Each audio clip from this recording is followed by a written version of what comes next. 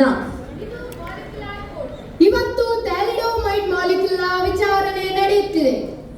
Milo, ಈ ಥ್ಯಾಲಿಡೋಮೈಡ್ molecule ತಾನು medicine ಎಂದು ಹೇಳಿ ಜನರಿಗೆ ಮೋಸ ಮಾಡಿದೆ, ಜನರ ಜೀವಕ್ಕೆ ಹಾನಿ ಉಂಟು ಮಾಡಿದೆ. ಇದಕ್ಕೆ ತಕ್ಕ ಶಿಕ್ಷೆ ನೀಡಲೇಬೇಕು. ಹೌದು, ನಮಗೂ ಹಾನಿ ಉಂಟಾಗಿದೆ. ಇಲ್ಲ, ನಾನು ಯಾವುದೇ ತಪ್ಪನ್ನು ಮಾಡಲಿಲ್ಲ. ನೀನೇ ಮಾಡಿದ್ದು.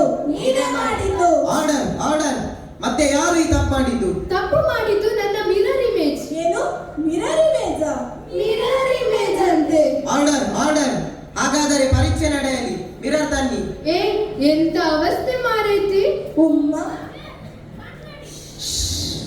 ಇಲ್ಲಿ ಕಾಣಿಸ್ತಾ ಇದೆಯಲ್ಲ ನನ್ನ ಮಿರರ್ ಇಮೇಜ್, ಇದು ತಪ್ಪು ಮಾಡಿದ್ದು ನಾನಲ್ಲ.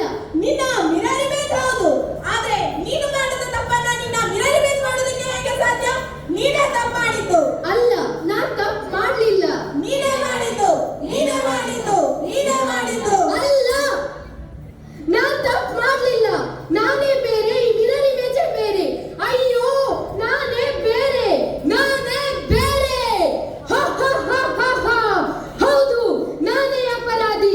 ಜನರ ಜೀವಗಳ ಜೊತೆ ಆಟವಾಡಿದ್ದು ನಾನೇ. ಆ ದೋಷವನ್ನು ನನ್ನ ಸಹೋದರಿಗೆ ಹಾಕಿಸಿಬಿಟ್ಟೆ. ಹ, ಹ, ಹ, ಹ, ಹ. ಇದು ಹೇಗೆ ಸಾಧ್ಯವಾಯಿತು? R thalidomide and S thalidomide are optical isomers.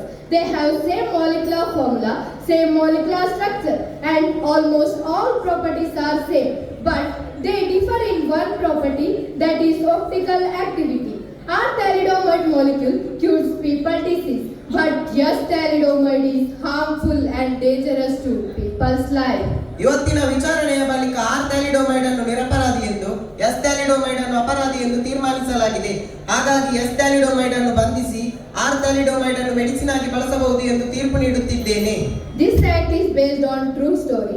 In 1950s, R thalidomide was medicine, but S thalidomide caused 10,000 birth defects.